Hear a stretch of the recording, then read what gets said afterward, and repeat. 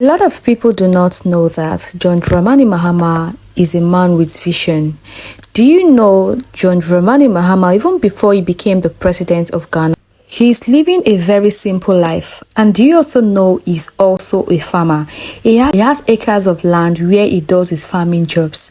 And this is to encourage other countries to venture into farming. The reason why he said he established this farm was because a lot of people do not really believe in farming anymore. The world is becoming digitalized, that people do no longer take concern about farms. They are not so concerned about farming anymore. Everybody is venturing into technology. But let's take a tour around John Mahama, the president of Ghana, his magnificent farmyard, and we'll come back to the video and have a deep conversation about it.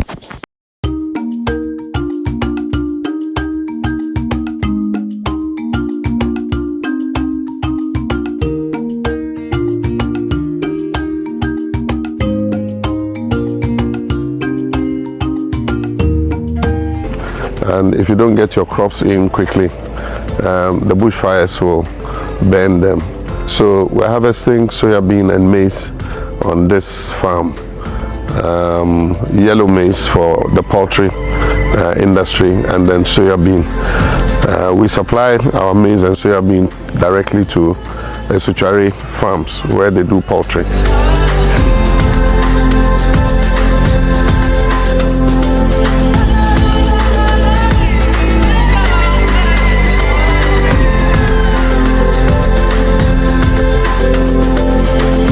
Earlier we were on the livestock farm.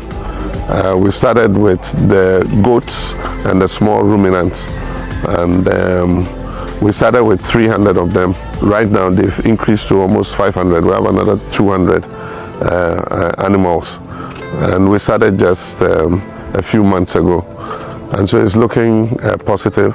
We're going to add the other sheep and then also eventually cattle. And so we're doing livestock, and then we're doing crops. One of the major problems we had this year, especially with the crops, is the droughts that occurred. After we planted, the rain came to a stop. It stopped raining, and so after germination, we had a problem with the maize and the soya bean being able to take root. Luckily, we have some irrigation equipment here on the farm. We have 3 sets of irrigation equipment. So we rolled them out, and that is what has saved part of the crop. But we lost about 40% of the crop. We were able to save only about 60%. Would have harvested more this year, but unfortunately, the drought happened. So what we're looking to do is to go totally under irrigation. We have a small river over there, and we've drilled 5 boreholes, which are very productive. And so next year we're going to use a pivot system so that we can have enough water for irrigation. And it will allow us to do 2 crops instead of 1 crop a year. We have equipment, different kinds of equipment.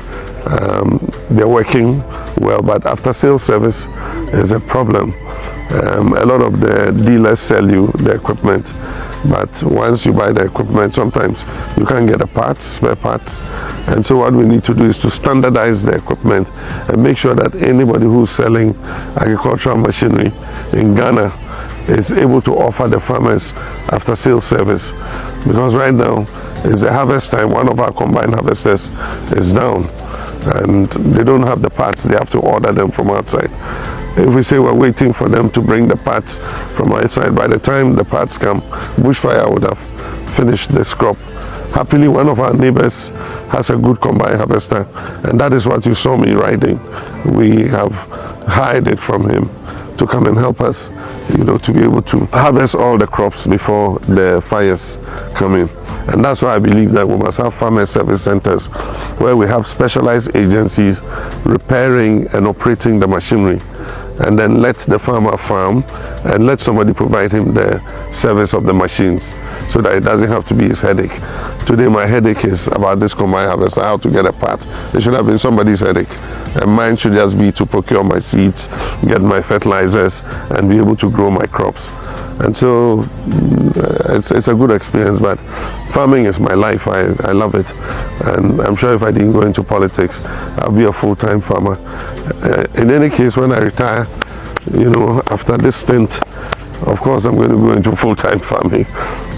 If you want to see me, you have to come here onto the farm. Thank you for getting time to watch this video with me. This is our current president. It's farm. I hope to come again with another content. Thank you for watching. Bye.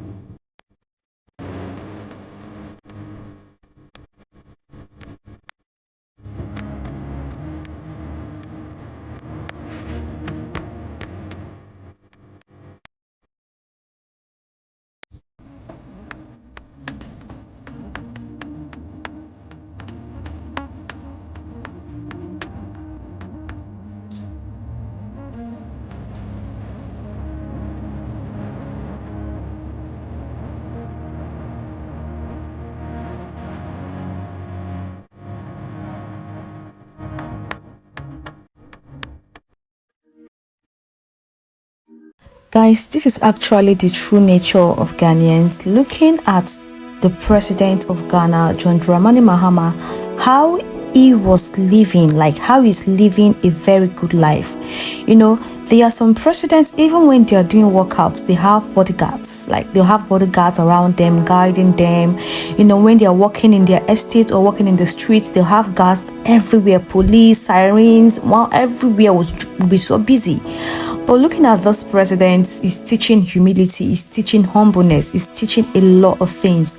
I hope other African countries can learn, because he has not done anything bad to the people of Ghana, so why should he be scared? He's walking freely. He can walk to anywhere he wants to go to without having a bodyguard. And I watched the video of his farm. It shows humility, that being a president doesn't mean you should, have control over everything. Being a president doesn't mean you should live your kind of life and do the things you don't want to do. But being a president shows that you should live an exemplary life. You should portray to the people that this is what they are meant to do. For him to open a farm and is cultivating, most times he harvests, he knows more about agriculture, and he wants agriculture to be a thing in Ghana, because a lot of people now are moving down to technology. Technology has taken over the world. Like, people are no longer interested in cultivation. People are no longer interested, in farming jobs. Nobody wants to soil their hands doing farm jobs. Everybody wants to be on the laptop. Everybody wants to work digitally. Everybody wants to work technologically. Everybody just wants a very clean job. But this man showed us that I can be a president and I can also be a farmer. This is to encourage all farmers out there that being a farmer is not a bad thing. Being a farmer is not a dirty job, but you are feeding the nation. If you watch this video until those points, please don't forget to give this video a thumbs up, subscribe to the channel. Subscribe to my channel, please, and turn on the bell notification to get notified whenever I post amazing content. It's still your favorite girl, Mami Ekuya. Thank you for always watching my videos. See you guys in the next one. Bye.